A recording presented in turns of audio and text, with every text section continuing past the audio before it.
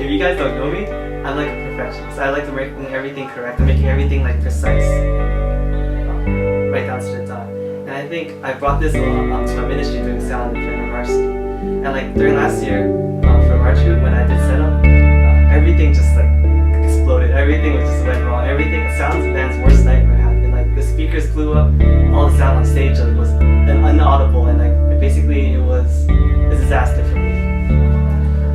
I broke down and like cried in front of the soundboard because I was just like unable to do anything, and I felt as if I failed my job as like doing sound.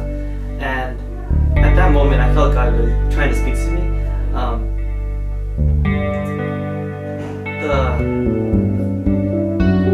It was hard to deal with, but then I think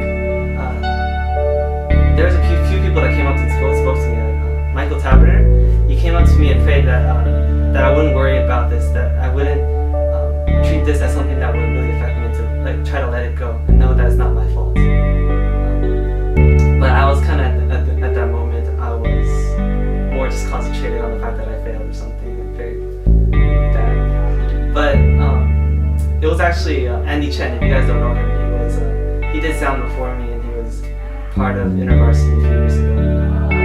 But he was also helping me get used to doing sound, and he actually spoke to me. And I think what he said to me meant the most. He said, "This is a moment where I have to learn how to worship without my instrument." And I think those words really spoke to me because it taught me that